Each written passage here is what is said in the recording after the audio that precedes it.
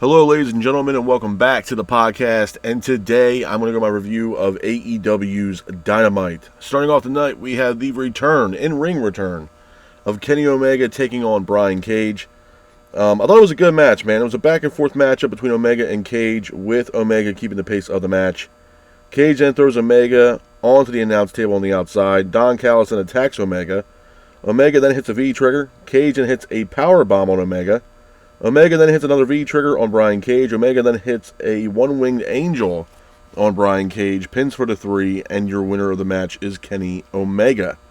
After the match, Don Callis and the Don Callis family attack Omega. Ospreay is here. Ospreay then attacks Don Callis family. Takeshita is here. Takeshita and Omega both exchange in the middle of the ring, and Ospreay and Omega try to fight off the Don Callis family. Moving on from that, we have a Ricochet segment. Ricochet comes out to the ring, grabs a microphone. Ricochet was shown on the Titantron attacking Swerve. Then all of a sudden, Swerve music hits. Ricochet is looking at the stage for Swerve, but all of a sudden, Ricochet is attacked by Prince Nana, and Nana hits Ricochet with a chair shot. Swerve comes out to the ring, and Swerve chases down Ricochet. Looks like Swerve has some unfinished business with Ricochet. Moving on from that, we have a 6-man tag team matchup. It is the Hurt Syndicate taking on Private Party and Mark Briscoe. I thought it was a decent match. Back and forth matchup between both teams, with the Hurt Syndicate keeping the pace of the match. MVP and Mark Briscoe both exchange in the middle of the ring, with Lashley hitting a spear. And Shelton Benjamin hits a super kick, pins for the 3. And your winners of the match are the Hurt Syndicate. Hats off to the Hurt Syndicate for getting the win in this matchup. Moving on from that, we have Jeff Jarrett. Jeff Jarrett comes out to the ring, grabs a microphone, but he's quickly interrupted by MJF. Jarrett says that MJF was too lazy to enter the Casino Gauntlet Battle Royal matchup, where the winner would receive a AEW title shot. MJF then mocks Jarrett. MJF then talks about Karen Jarrett. He also mentions Kurt Angle. Obviously, Kurt Angle has ties to Karen Jarrett. Jarrett then talks about getting the passion for wrestling back while he's been in AEW. Jarrett says that he was MJF before MJF. Jarrett then goes ahead and mocks MJF. Jarrett says that MJF needs him. Jarrett then calls MJF a one-hit wonder. MJF says wrestling fans don't give a shit about Jeff Jarrett. MJF says Jarrett is riding the coattails of the late, great Owen Hart. Jarrett then attacks MJF. Karen comes out to the ring to help Jeff Jarrett. Moving on from that, we have another matchup. It is Hook versus Christian Cage. I thought it was a decent match, back and forth matchup between Hook and Cage, with Hook keeping the pace of the match. But Cage hits a frog splash for a near fall. Cage then hits a spear on Hook. Cage then attacks Shibata, who was ringside. Hook then applies red rum on Christian Cage. But Nick Wayne and Kip Sabian attack Hook. Referee sounds for the bell. The match ends in a disqualification. All of a sudden, Samoa Joe's music hits. Samoa Joe is here, and Joe comes out to attack Kip Sabian. Moving on from that, we go into our next match of the night. It is a women's Casino Gauntlet match, where the winner will face Mariah May for the AEW Women's Championship. Number 1, Chris Statlander was the first entrant of this match. Jamie Hayter was the second entrant. The match itself was a good match, back and forth matchup. The next entrant was none other than Megan Bayne. Megan Bayne makes her AEW debut. Bayne hits a Falcon Arrow in the middle of the ring. Julia Hart is the next entrant. Hayter then hits a suplex on Hart on the ramp. Willow Nightingale is the next entrant. Chris and Willow both exchange in the middle of the ring. Toni Storm comes out to the ring as well. Chris Statlander then hits a senton off the ramp, taking out Willow and Megan Bayne. Harley Cameron is the next entrant as well. Hart then sprays mist into Harley Cameron's face, but Storm hits a roll-up, pins for the 3, and your winner of the match, and moving on to face Mariah May for the AEW Women's Championship at Grand Slam, is Toni Storm. Hats off to Toni Storm for getting the win in that matchup. Moving on from that, we go into the main event of AEW's Dynamite. It is Jon Moxley defending the AEW World title against Powerhouse Hobbs. I thought it was a decent match. Back and forth matchup between Moxley and Hobbs, with Moxley keeping the pace of the match. Moxley hits a cutter on Hobbs in the middle of the ring. Moxley and Hobbs both exchange in the middle of the ring. Marina Shafir gets involved by attacking Powerhouse Hobbs, but Hobbs gets up, hits an avalanche power slam off the top rope on Moxley. Yuta then comes out of nowhere, hits a running knee, taking out Powerhouse Hobbs. Marina then gets involved again by hitting Hobbs with a briefcase, which allowed Moxley to hit a paradigm shift on Hobbs for a near fall. but Moxley applies a choke on Powerhouse Hobbs, and your winner of the match is Jon Moxley. After the match, the Death Riders attack Hobbs, FTR, and Cope come out to save Powerhouse Hobbs. Couple of things I want to talk about, man, when it pertains to AEW Dynamite, and there's actually a lot to talk about. But before I even get started, man, I really don't want to sound like a broken record. I really don't. I don't want to sound like a broken record at all. But this shit's bad, man. And I know there's a lot of people out here saying, well, don't watch the product. Now, I've been watching AEW before AEW even became a thing. I remember watching the first All In. I sat there with my wife watching the first All In. And it was a great card. And, obviously the wrestlers that were on that card we're never going to see in probably an AEW ever. There was Rey Mysterio on that card. Jordan Grace was also a part of that card as well. There was a lot of wrestlers that were a part of the first ever All-In that, the Young Bucks put together. And then you look at when AEW came into existence, the first 3 years of this company, man, they were red hot. Red hot. They were the best ticket in town in all of professional wrestling. And quite frankly, they changed the game. It was a major wrestling company that still had that independent vibe. And, they were really, a force to be reckoned with, I believe, in the, wrestling business in the first 3 years of this company's existence. These past couple of years for AEW, man, has been abysmal. It is progressively have gotten worse and worse over time. And I know a lot of people are going to say, oh, I guess it's a new thing now where people just go on here and or have, people that do podcasts and talk about professional wrestling. I think it's a cool thing to do now, I guess, to mock and try to dismember, if you will, everything that AEW is trying to build. I'm not in the business of doing that. I told you guys before, when I do this and I come on here and do these episodes for this podcast, I'm going to be brutally honest. And with that, yeah, some people are going to disagree with it, and that's fine. You guys got an opinion, you're entitled to it. But this show has been absolutely shit. Week in and week out, literally since the beginning of the year. The first week of January, everybody was hyping up HBO Max and how this might be the new era for AEW. Absolutely nothing has changed with AEW. This show has progressively gotten worse, man. And it's getting to a point now where as, weeks go by, there's more shit that comes out that just makes this company look bad. And prime example, Rey Fenix. And I mentioned Rey Fenix now for quite a while. And I'm not even going to talk about the show last night because the show last night was awful. But I will definitely get to the show last night because there was a lot wrong with last night's show. But I'm going to start with Rey Fenix. Obviously Rey Fenix and Tony Khan, there's some disconnect there between Fenix and Tony Khan. So much so that, Fenix is still pretty much lockdown mode for AEW. He can't go anywhere. He can't explore free agency. He can't even wrestle on the indies because Tony Khan won't allow him to do it. He can't work at an independent event. Nothing. Then there was news that came out literally, I think, a day before Dynamite. I think it was Tuesday. That there was news that came out that the situation with Phoenix is so bad with AEW that Tony Khan is no longer selling this guy's merchandise at AEW, venues, AEW events. So this guy is not making any money, extra money, I would say, at all with AEW because Tony Khan has pulled the merchandise off the shelves for Rey Fenix. When I heard this, man, there was a lot of things that, popped up in my head. Number one, this is petty as hell. This is petty as shit, man. This guy, obviously he has his displeasures with AEW, and rightfully so. But the lengths that Tony Khan has gone when it pertains to this Rey Fenix issue is absolutely insane. From pulling him from all independent dates, the fact that this guy will not put him on AEW television at all, and he's healthy, is absolutely insane. And then we find out, yesterday, 2 days ago, that now it's so bad that Tony Khan is no longer selling this guy's merchandise at AEW events so he can make some extra money while he's sitting at home not doing shit. This is crazy, man. This is the most petty shit I've ever seen in all professional wrestling. This is absolutely ridiculous.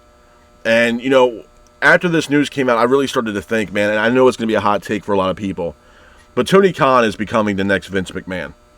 To a point where, there's no allegations right now towards Tony Khan, but the way he's running this company, it's exactly like Vince McMahon did when he was, his last little tenure in WWE. This show absolutely sucks. There's no sense of direction for this show. There's massive loopholes in this show, and the show's going nowhere. Absolutely nowhere. To a point where, the fans are starting to be disconnected with this show. Ticket sales are plummeting. Ratings, are plummeting as well. Nobody's giving a shit about this show no more. And to be honest with you, it's fucking sad, to be honest with you. And I hate coming on here, and I feel like it's rinse and fucking repeat, because I feel like I'm saying the same shit over and over again. And the reason why I'm saying this shit to you guys is because I'm a passionate fan of professional wrestling. And I'm getting tired of my intelligence being insulted every time I watch this fucking show. I mean, it's getting to a point where it's getting ridiculous, man. I've seen matches from WCW 2000 that make more goddamn sense than what Tony Khan's doing right now. This is fucking bad. This is really bad. And I told you guys last week that, obviously a lot of people are not understanding the significance of how bad this shit really is.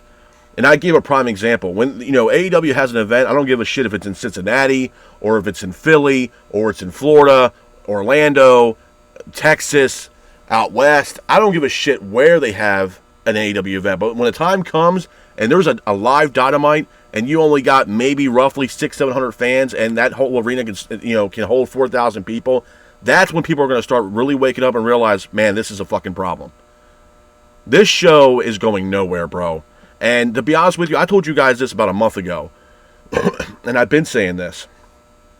Ever since Tony Khan had got the TV rights deal from Time Warner and Warner Media, the $500 million, I told you guys my biggest fear with AEW and Tony Khan is that Tony Khan was going to take his foot off the gas, put this shit in cruise control, and not give an absolute shit really what happens with AEW.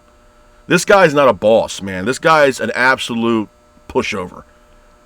Because he's becoming best friends with this talent, and these talents are steamrolling over this guy like he's a piece of trash. He's not no goddamn boss. And people have been screaming about this shit from the rooftops. You think I don't watch other podcasters that do this shit? No, I do. And there's some, obviously some bigwigs out there that are doing this shit. And God bless them for it. But are they spot on with what the fuck they're talking about? Abso-fucking-lutely. This shit is awful, man. And it's not me riding the coattails of these guys. I know some people, you're going to just join forces with these people because they're doing this. No. I'm giving you my honest opinion. I don't give a shit what those people think. I'm giving you my opinion. At the end of the day, I'm not going to say, the show's good when it's not. This show fucking sucks. It's awful, man. I mean, honestly. And then, people are like, well, you know what? They went to small arenas. Yeah, you figure the small arenas would help AEW.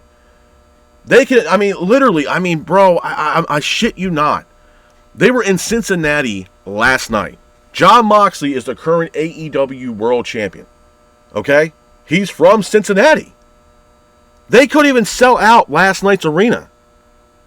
They couldn't. I think that the arena could hold, 4,500 people? I think they sold over, 1,500 tickets to this goddamn show? Come on, man. Get the fuck out of here with this.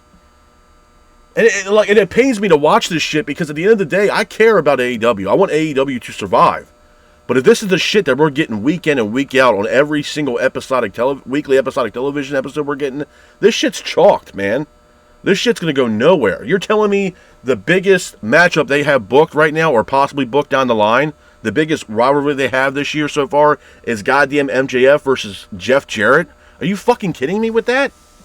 Honestly. Which I will get into a second, because I can tell you right now, yeah, I know a lot of people that watch my podcast, and I'm happy that y'all do, know the hatred I have for Jeff Jarrett.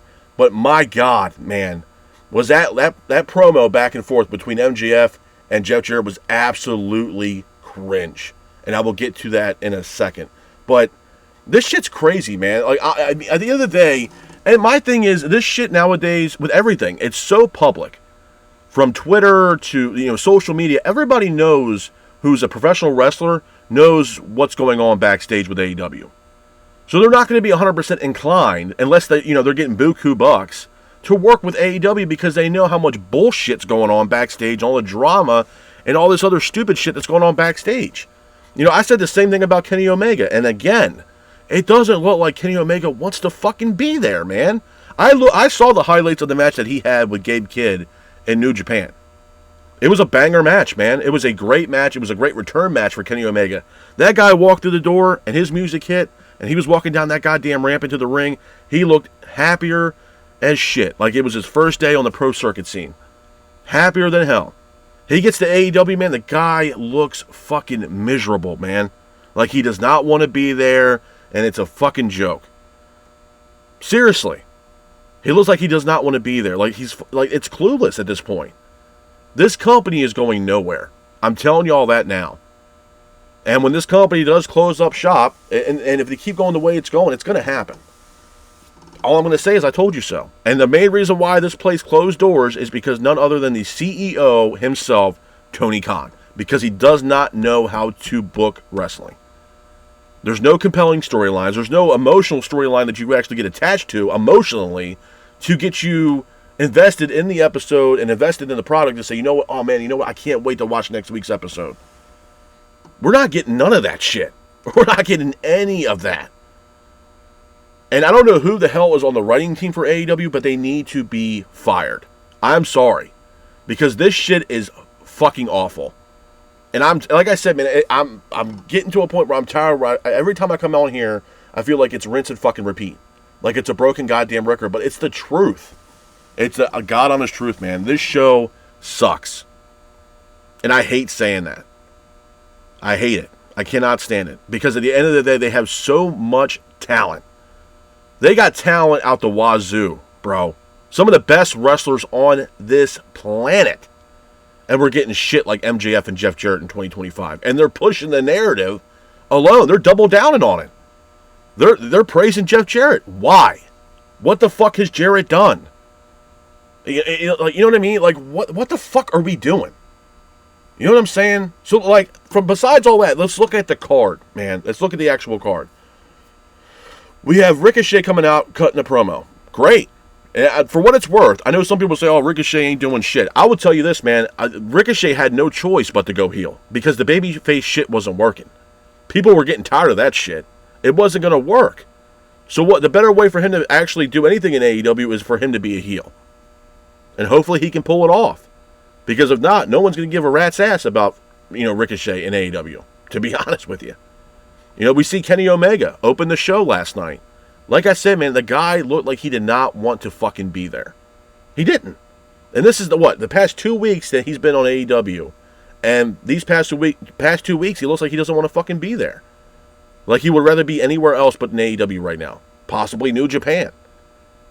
Because at the end of the day, we don't even know what's going on behind the closed doors right now.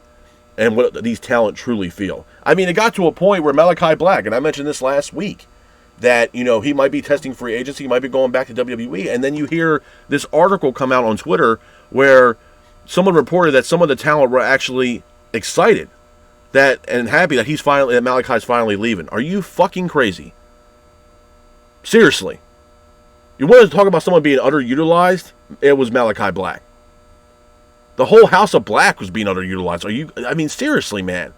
And you want to see this guy walk. Now, do I blame Malachi Black for walking and possibly going back to WWE? Hell no. Why? Because there's no direction for the House of Black nor Malachi Black. He's hardly even wrestled in 2024. Come on. What else is he going to do, bro? They're not going to push him. Where he can go back to WWE, make his money, and actually be a household name for WWE? Come on. Come on. There's the same thing I said about Penta, where Tony Khan made the biggest goddamn mistake letting him go. He was severely over when he debuted for WWE. His merch is already selling out.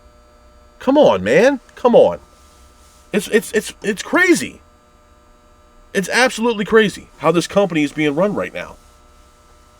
And then you look at the Jeff Jarrett MJF thing, which honestly pissed me off to no end. And y'all know my standpoint on Jarrett. But my God, the banter back and forth between Jarrett and MJF. From Jarrett's side, it was 100% forced. Talking about MJF's mom, saying that MJF is lazy, saying that, Jeff Jarrett was MJF before MJF. Bullshit. Bullshit. You know what I mean? I'm sick and tired of it. Oh, yeah, he's 12-time champion. Okay. Sure. I'm not trying to discredit what this guy's done in the ring. Could Jarrett wrestle? Yeah. But does he copy a lot of people's style? Yeah, he copies Ric Flair. The figure four leg lock, the goddamn strut. His WWF career was shit. Double J, the whole country music theme, yeah, it didn't really pan out too well. And it wasn't going to pan out too well. Not for that long. It wasn't going to last in the Attitude Era. Road Dogg being the roadie. If that was the case, Road Dogg never would have had a goddamn WWE career. If that shit didn't come to an end. No one was, oh yeah, here comes the roadie. Come on, bro. Jesus Christ. And his championship reigns, majority of them, to be honest with you, was when he was in TNA. And guess who was the main booker for TNA? Jarrett. I mean, come on, man. Get the fuck out of here with that. Oh, I run my own wrestling company. What, Global Force? And they went bankrupt and out of business. As quick as Strikeforce did when Kimbo Slice went down after he got knocked the hell out from Seth Petrozelli. Get the hell out, or I'm sorry, not Strikeforce, Elite XC, for you MMA fans out there. Kimbo got dropped by some guy they found pretty much on the street with Seth Petrozelli. And he knocked out Kimbo Slice. And what was it? A couple days later, the company goes out of business because the entire company put the entire company on Kimbo Slice's back. Rest in peace to Kimbo Slice. But my God, dude. Like, it's the same shit. Almost. I'm not saying Jeff Jarrett's a Kimbo Slice, but I do think it's really ironic how John Cena, one of the greatest of all time, pretty much tied Ric Flair's record as far as world champion's concerned and could possibly break the record, being 17-time world heavyweight champion, announces his retirement and his farewell tour, and then what was it, a week later we get, Jeff Jarrett's last ride, the last outlaw. Who gives a shit about Jeff Jarrett? To be honest with you. And newsflash to a lot of the fans that are Jarrett fans, his highlights of his career are mainly from his time in TNA. That was the only time that guy was relevant. He didn't do shit in WCW, and I will argue that to the end of the moon. What did Jarrett do that was so significant that he did in WCW? To be honest with you. I mean, don't you remember that time where he literally laid in the middle of the ring for Hulk Hogan to cover him for the 1-2-3? Get the hell out of here, man. Come on. And then, like, during the banter back and forth between Jarrett's mocking MJF's mom, saying that he's lazy. This guy was the longest reigning AEW World Champion. Put this company on his fucking back and carried this company. Because whether you loved him or hate him, you wanted to watch what MJF was going to do next. Some of the greatest stories in all of AEW pertains to MJF. This guy is AEW. He was the workhorse for AEW. And he was keeping his company afloat. The person wearing... I mean, honestly. And MJF hasn't been in the predominant storyline since the whole... Who was wearing the person behind the devil's mask? You know what I mean? That was, over a year ago? If not longer? You know what I'm saying? Like, what the fuck are we doing? But no, instead, Tony Khan wants to push a 57-year-old Jeff Jarrett to a possible AEW title. Why? What has Jarrett done to give himself an AEW title shot? He couldn't even win the Casino Battle Royal. He still wants to chase the title. And let me ask you this as wrestling fans. Legitimately, okay? Because everybody's pretty much smart here. I would hope so. You can understand the direction of AEW and where they're going right now. And if you think that AEW is doing the best that they're doing right now that they've done in the past, 4 years, you've lost your mind. Look at the ratings, bro. Look at ticket sales. Look at pay-per-view buys. It's not the same as what it once was 3 years ago. To be honest with you. So let's be realistic here. Then you look at the situation with Jeff Jarrett. Even if Jon Moxley's still World Heavyweight Champion, do you really want to see Jon Moxley versus Jeff Jarrett? Honestly. And honestly be remotely interested in that matchup. And be hyped up for it. Because I can tell you for me, I'm not going to be hyped up for that match. And I hope Moxley beats the shit out of Jeff Jarrett. This shit's a joke, man. They brought Jarrett in, to wrestle, but also be a backstage presence. I feel like he's more on screen than he is backstage. Whether that's doing the 0 hour and then in a wrestling capacity. I said the same thing about Jay Lethal. I've been saying the same shit about Jay Lethal for so long. This guy used to be a former Ring of Honor World Champion. Ring of Honor Television Champion. One of the greatest Ring of Honor superstars of all time. One of the greatest champions for Ring of Honor. But no, this guy's sitting sideline with Jeff Jarrett. It's bullshit. He goes into the first ever Continental Classic and got his ass kicked. Didn't do shit in the Continental Classic tournament. Because he needs to get the hell away from Jeff Jarrett. Jarrett is a lead anchor that's sinking him down to nothing. This last run, the last outlaw, it's a fucking joke, man. And then you see him backstage and Dustin Rhodes is trying to do everything he can to hype Jeff Jarrett up. Remember who you are. You're Jeff Jarrett, 12-time world champion. I have all the respect in the world for Dustin Rhodes and what he's done in professional wrestling. I'm a huge fan of Dusty, huge fan of Cody Rhodes. The Rhodes family is synonymous with professional wrestling. But Dustin Rhodes can give Jeff Jarrett all the hype in the world. My standpoint on Jarrett's going to be the same. Nobody wants to see him as AEW World Champion. And the fact of the matter is you know, and I also look at this from an MJF standpoint. This is one of the biggest names you have in this company, okay? And he also wants to go after the AEW title, the Triple B. He wants the Triple B back. Great. Absolutely. But the first match you're going to feud him with is Jeff Jarrett, because Jarrett said that he wants to go after the AEW World title as well, and this is his last ride. This is the best we can do for MJF, to be honest with you, to have a feud with Jeff Jarrett. This is the best we can do. And I think the reason why MJF is doing this shit and just going along with it, because I feel like MJF is one step out the door already with AEW. And he is good as gone. I don't know if this is his last year on his contract or the following year, but when his contract's up, I won't be surprised if MJF walks. And if he does walk, it is going to be another gut punch to AEW, so much so to a point where people might leave even more than what they've been doing now. Because I can tell you right now, the minute that guy walks through a WWE door, whether it be a Raw or SmackDown, wow. You think Cody Rhodes and CM Punk was huge? Wait till you hear MJF's music hit on a Monday Night Raw or a SmackDown event. That arena is going to erupt. And it's going to piss off every single AEW fan, because the one guy, the messiah, if you will, of AEW, has left and walked out of AEW. That's what's going to happen, man. I don't think people really genuinely understand really what the fuck is going on here. There's going to be talent that is going to be leaving this company in droves because of shit that's going on backstage and the way that Tony Khan is running this company. And you can't see, I mean, these people are not stupid. They see what the hell is going on with the Rey Fenix situation. And the free agents out there that want to test free agency, they should also pay attention to really what the fuck is going on here with Tony Khan and AEW.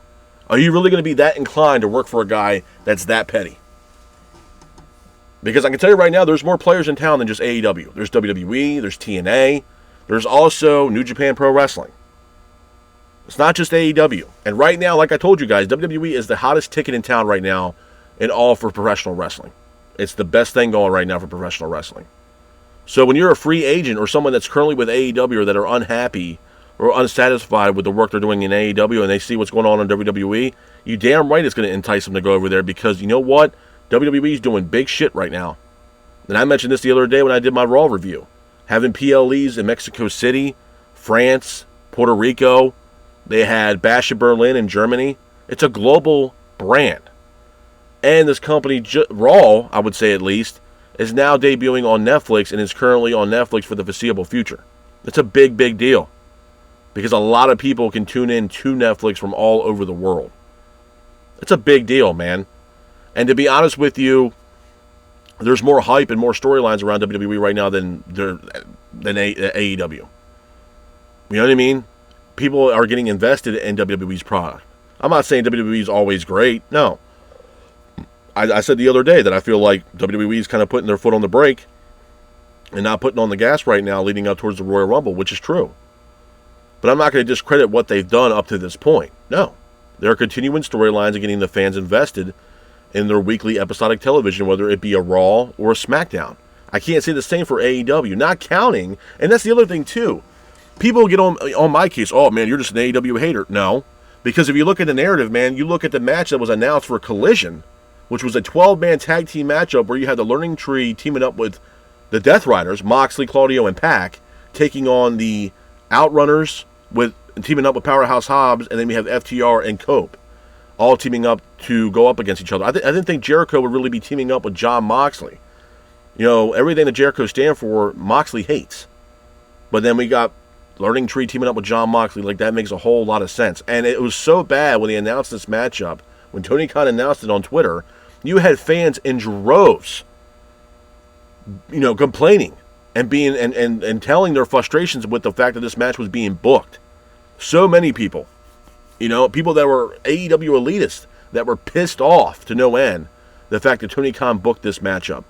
And Tony Khan doubled down on it.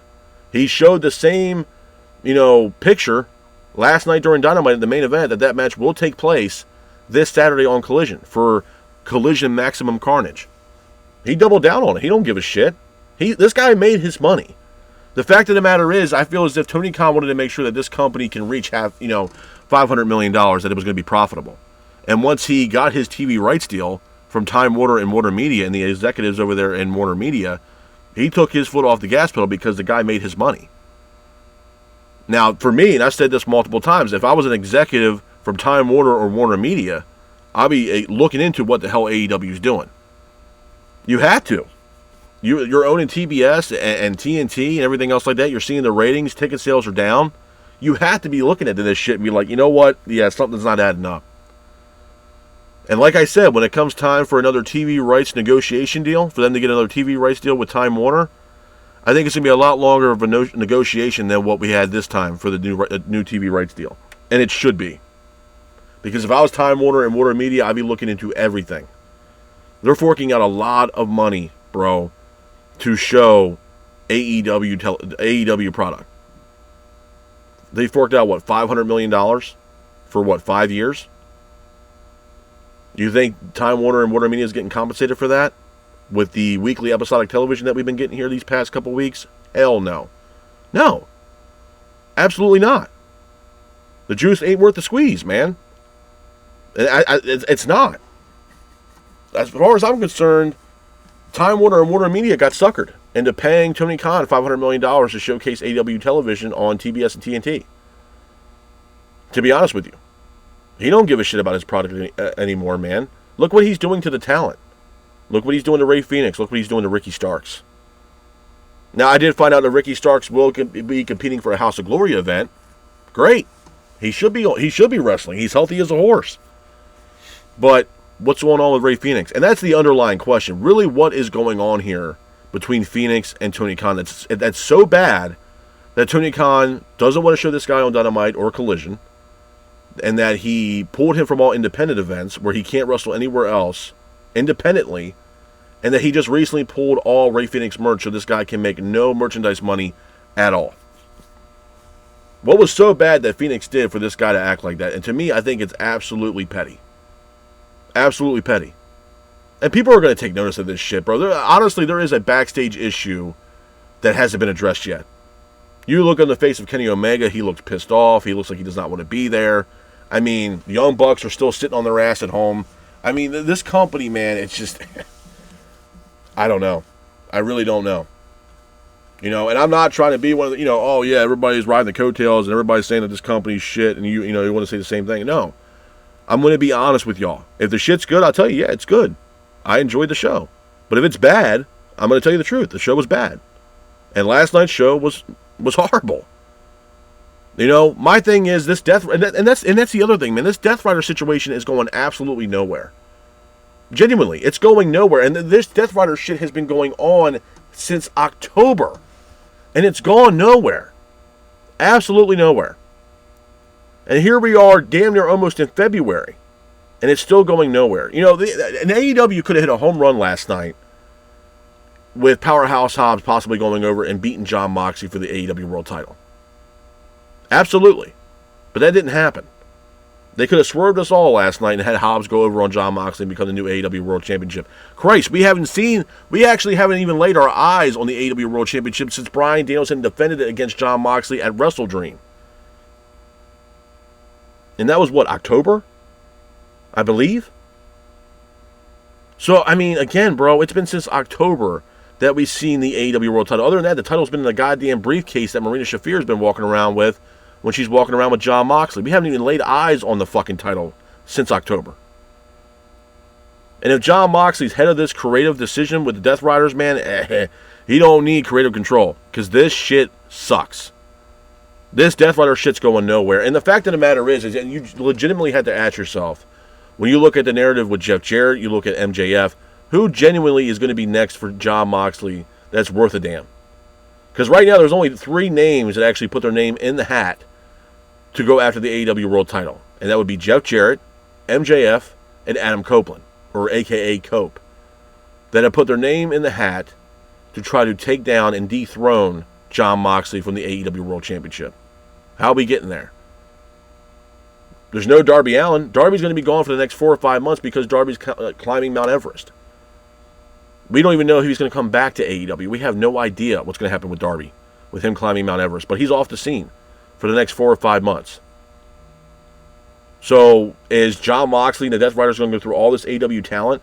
And are we going to have the Death Rider situation going on until July at All In, where we finally possibly might get Moxley defending that belt against Darby Allin? That's going to be 6 months of this bullshit with the Death Riders.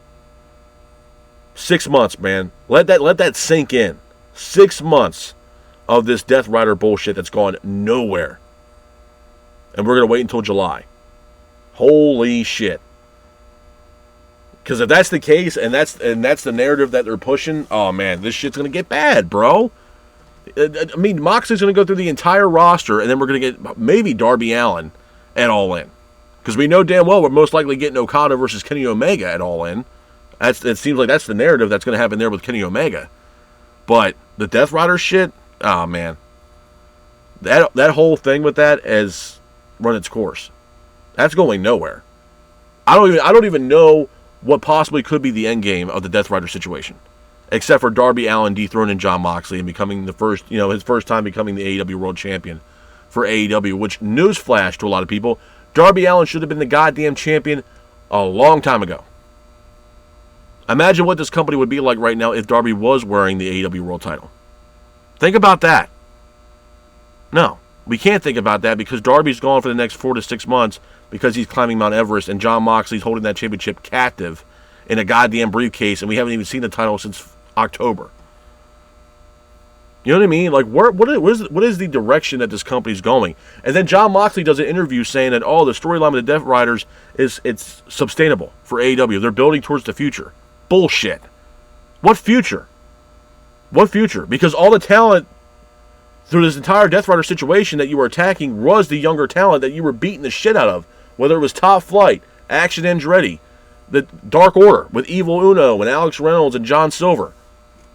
And my thing is, this was supposed to build up some of those talents. When's the last time you've seen it, the Dark Order on AEW television since this shit happened with the Death Riders? We haven't seen Evil Uno. We haven't seen Alex Reynolds or John Silver. So how are you building up this roster then? And picking this roster up? No, you're squashing this roster to make yourself look good. To make yourself be a predominant and dominant champion in AEW. This ain't building up this goddamn roster. Jon Moxley's full of shit. And quite frankly, this Death Rider shit is taking this company down. I'm sorry. It might be a hot take for a lot of people, but this shit is. No one gives a fuck about this Death Rider shit. It's going nowhere. Nowhere. And honestly, for what it's worth, they could have made this into something very special. But they're not doing shit with it. Why? Because they don't give a shit. Because it would destroy this company if they can actually write a compelling storyline to get the fans invested. It would probably make them vomit. Because they refuse to do it. Which at the end of the day, I don't understand it. I don't get it. How hard is it to write a story for professional wrestling? WWE does it every single week, whether you like it or not. How hard is it? And it's not like Dynamite's a 3-hour show. Thank God Dynamite, if they were to decide, you know what, Dynamite's going to 3 hours. Holy shit. That's a fucking mistake. You could hardly book a show for 2 hours, let alone 3 hours. I mean, God, that would be a fucking nightmare. And when it pertains to MJF, some people are like, oh, well, you know what, maybe he can go after the TNT title or the Continental. Those titles don't mean shit for AEW. When's the last time you seen Takeshita defend that international title on Dynamite? The Continental Classic title doesn't mean shit. How many times have you seen Okada defend that belt? Honestly. They just started doing a little something with the TNT title. You think MJF's going to go after that fucking belt? No. He doesn't give a shit about that title. He wants the Triple B back. He wants the AEW World Championship. Because at the end of the day, there's nothing else left for MJF to do in AEW. That's probably the reason why he's in this storyline right now, or this feud, I would say. Not storyline. This feud with Jeff Jarrett. Because there's nothing else left for MJF to do. Nothing. Taking the TNT title or the international title for MJF will be a demotion at this point. And Jeff Jarrett saying that MJF needs him, that's horseshit. Jarrett needs MJF because without MJF, Jarrett's sitting back there in catering, playing his guitar, talking to his wife, and trying to come up with a plan to get back on television again. Jarrett will be sitting in catering or sitting his ass at home. Jarrett needs MJF, not the other way around. And the whole promo back and forth between those two men, it felt forced, and it was a bunch of bullshit, to be honest with you. Jarrett saying that he was MJF before MJF, bullshit. Bullshit, man. The only reason why Jarrett was even, I look at it from a WCW standpoint. The reason why he was champion in WCW, because it was a time where that company, WCW, financially was draining money, and they were getting ready to be sold. Half the roster was gone. They went to WWE already. The big wig names that were there, they're gone. That's it. They were already making a name for themselves over in WWE. Jericho, Guerrero, Malenko, the Radicals, they were already over in WWE. You know what I mean? What, Goldberg? Okay. Sting? Sting's last match was, I think, if I'm not mistaken, the last WCW was live from Panama City, Florida. And the last match that Sting had in WCW, and rightfully so, was against Ric Flair. You know what I mean? Jarrett wasn't doing shit. I think Jarrett was WCW champion around, 99? When the company was going downhill, bro. No one gave a shit about WCW then. The company wasn't what it once was in 95. I'm telling you, if you go back and watch WCW's best years were from the year 1990, I'm talking from the Nitro era, was from 95 until about 98. And that's including pay-per-views. Past 98, we get to 99 and 2000, WCW was absolute shit. And this is exactly what we're getting with AEW. AEW is turning into WCW 2000 2.0. That's exactly what we're getting right now. We got Adam Page beefing with Christopher Daniels. Christopher Daniels has to wrestle in quite a while. Quite a while. He was the, fill-in spot for the EVP since Omega was out. But we got Page beefing with Christopher Daniels. Why is Page not a part of the conversation for the AEW World title? After everything this guy did with Swerve Strickland and being a former AEW World Champion. Why is he not in the conversation? Why is he not getting pushed? Swerve Strickland. He's settling for Ricochet. This guy was also a former AEW World Champion.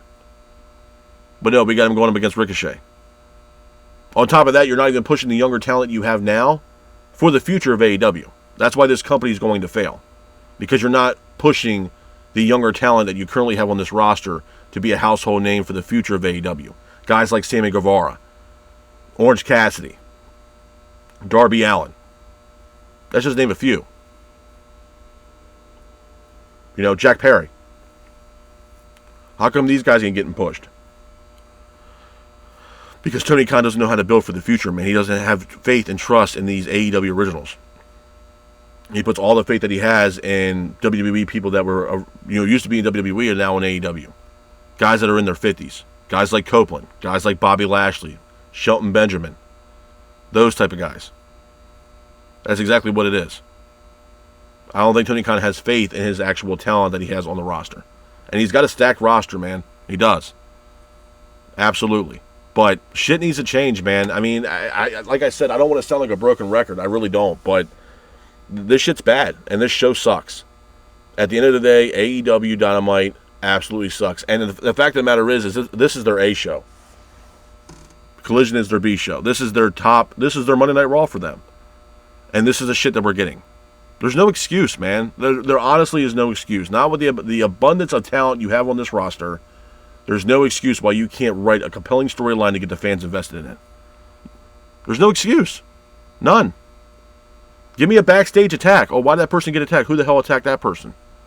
Give me some vignettes. I mentioned this about when Thunder Rosa was going to return. You can have her walk through the graveyard and, have her sight set on, maybe on a tombstone they can have a wrestler's name, Jamie Hayter or Julia Hart, something like that. And that's the person that Thunder Rosa is eyeballing on her return, and that's the first person that she wants to go up against. Because you did the same shit for Julia Hart. You know what I'm saying? Come on, man. You can't pick and choose. You gotta build up these superstars that you have currently on this roster. Because if you don't, you're not going to have a roster. Because I'm telling you, people are going to be leaving in droves. Because they're done with AEW's egotistic bullshit. And that's exactly what it is.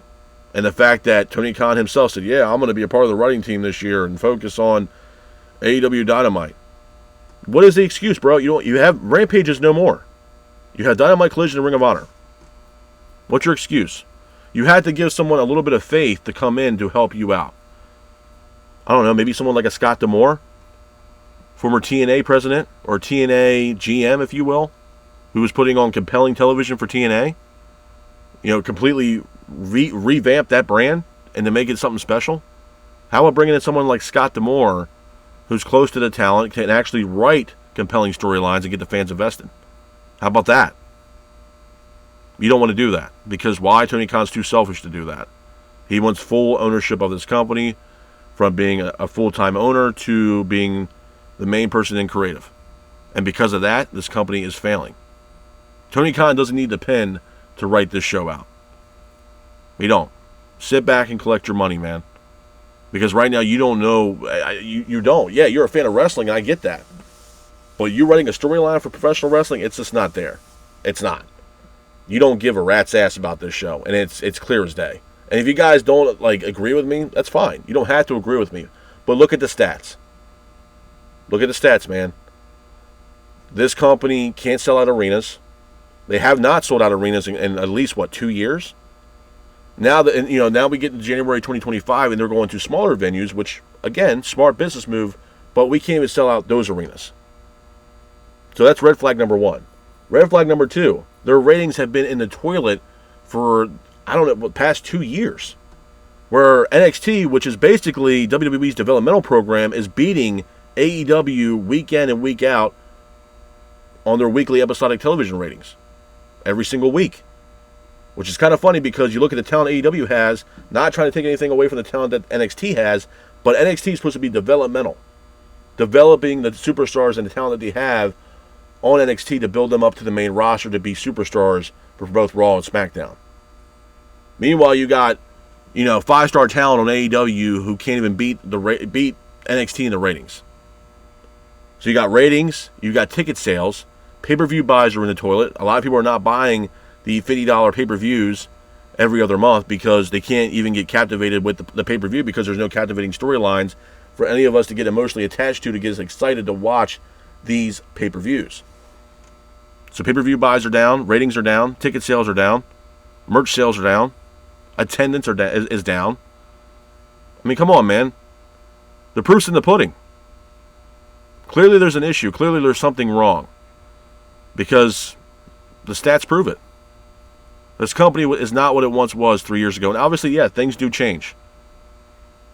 That's fair. That's life. But my God, man, does it necessarily always have to change for the worst? Because right now this company it's in shambles, man. It is. It is. And quite frankly, I don't understand. Everybody that I talk to, literally, that are in the same business that I'm in, have literally told me, man, what the fuck is going on with AEW?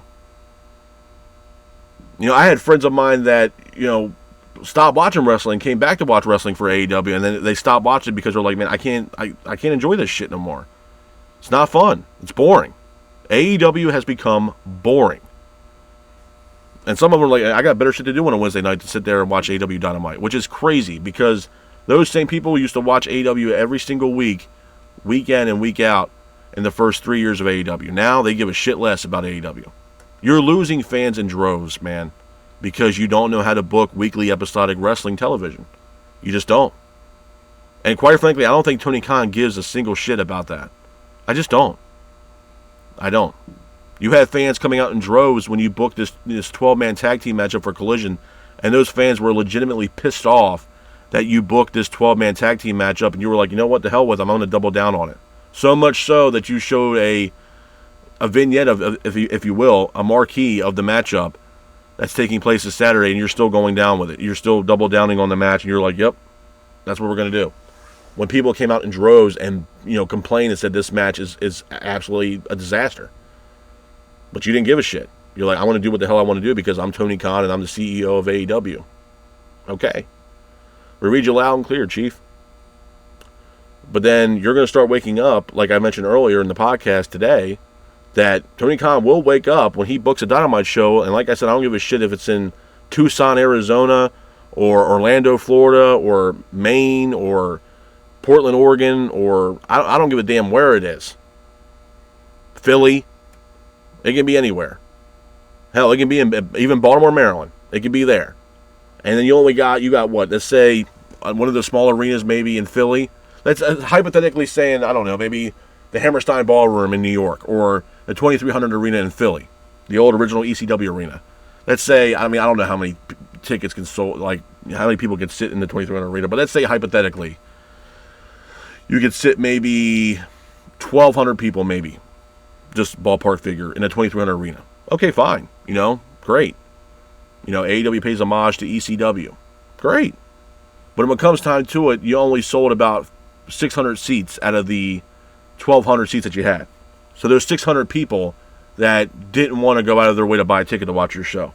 And then you go live on TBS, and then you see the crowd, and there's only 600 people in that crowd. That's when people are going to start waking up, man. That's when shit has hit rock bottom for AEW. And quite frankly, do I think they need it? Yeah, they do. AEW and Tony Khan need a reality check. That's exactly what they need. Some realization on the fact that, hey, man, yeah, you have AEW, but you don't own Time Warner and Warner Media. We can pull the plug on you any single second on any day of the week and say, you know what, we're not doing this no more. We're going to buy you out of your contract and best to your future endeavors. Absolutely. It's not like they don't have the money. Absolutely. And that means AEW is left without a TV deal. And what happens to the talent? Well, they got to take independent dates to make money because AEW can't showcase their talent on national television because they just lost their TV deal. That's what's going to happen. If this shit keeps going the way it's going to go, yeah, absolutely. I thought last night's show was awful. Made no sense. Massive logic gaps. And here's the other thing, too. And I found this out literally this morning. You saw the Casino Gauntlet match for the women, where the winner of that match would face Mariah May for the AEW World title at Grand Slam.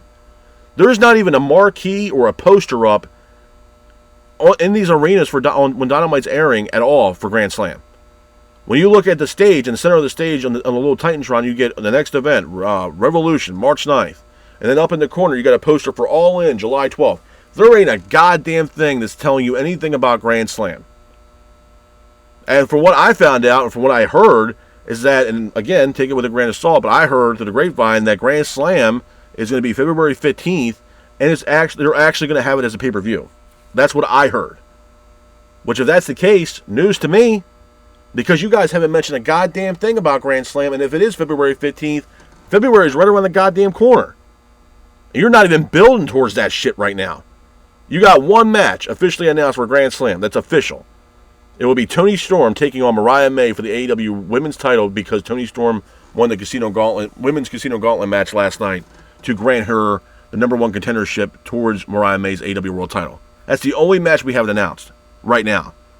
I could also see possibly Will Ospreay teaming up with Kenny Omega to take on Kyle Fletcher and Konosuke Takeshita as well in Grand Slam. But nothing's been announced. That's what I'm saying, man. There's no story. There's no build-up, anticipation to get us emotionally invested in any storyline leading up to a possible another pay-per-view for AEW. That's my whole point. You know what I mean? Oh, well, it's going to be, it's a good match. Where's the goddamn story? How did we get here? Where's the when, the where, and the why? Why are we getting this? Give me something to sink my teeth into, man. Let me get emotionally invested in this matchup. We're not going to get that shit because AEW does not give a shit about compelling storylines. They give a rat's ass about that shit. I told you guys so many times since I've been blue in the face and screaming it from the rooftops that Tony Khan books AEW as if it was New Japan Pro Wrestling with a mixture of All Japan Pro Wrestling. Where All Japan, like I had mentioned, they put on compelling matches.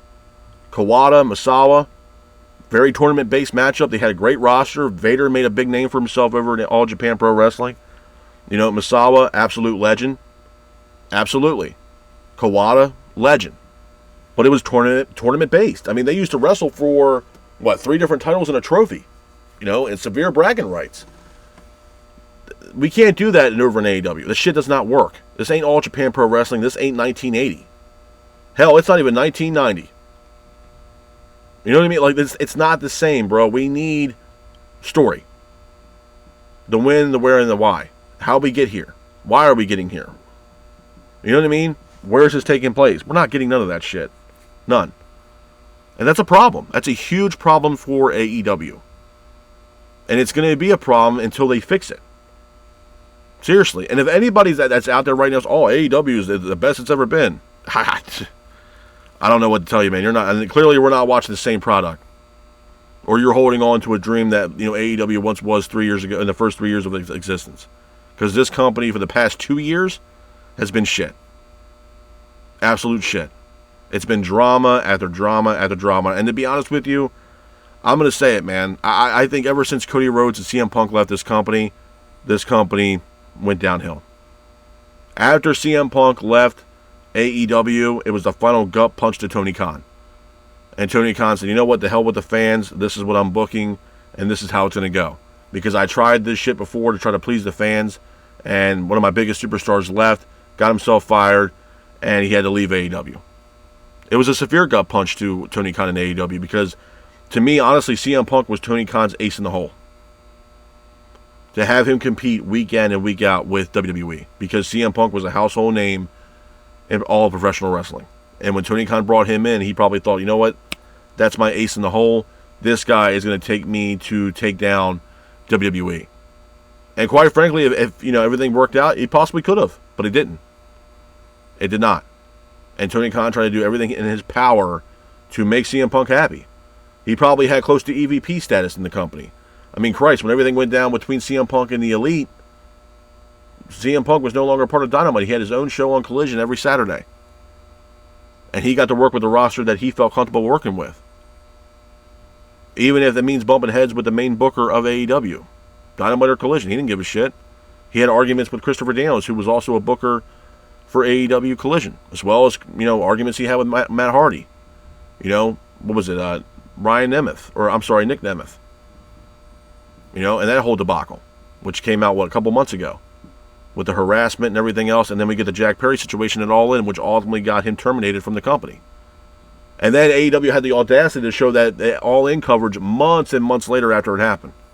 And nothing happened. Tony Khan, like I said he feared for his life.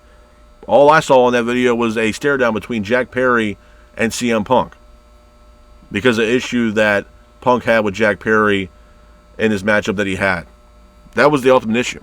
Nothing happened. There was no, fist flying, nobody getting struck, nobody swinging. It was a face-to-face confrontation between CM Punk and Jack Perry that went absolutely nowhere. At least from the video standpoint, it didn't show that. You know what I mean? And I'm sure, years down the line, there's probably going to be more information that came out about that night at All In. But from what I saw in that video, nothing happened.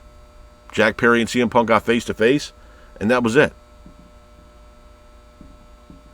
At the end of the day, and I'm going to, sum this up for you guys, because I've been talking for a while. But at the end of the day, there needs to be a significant change in AEW. Because if not, this company is not going to survive, ladies and gentlemen. It's not. There needs to be change. I don't know what that change will be. I don't know if Tony Khan needs to leave AEW and they bring somebody else in. Tony Khan hires a writing team, or maybe he brings in Scott D'Amore.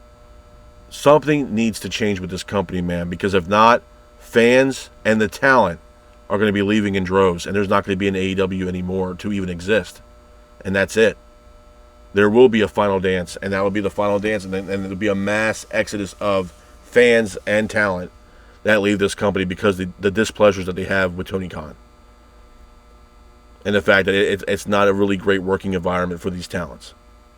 Because right now, that's the way it's looking. From outside looking in, yeah, there's a lot of people that are really not happy to be there, to be honest with you. That are, just no. Like Kenny Omega. And I mentioned that multiple times. Kenny Omega looks like he does not want to fucking be there. He don't. Young Bucks ain't there. They're sitting on their ass at home. Want to work from home and not do shit. I mean, basically, I think, I said this from the beginning, I think ultimately what happened with AEW, and because Tony Khan's not a boss, the inmates are running the asylum.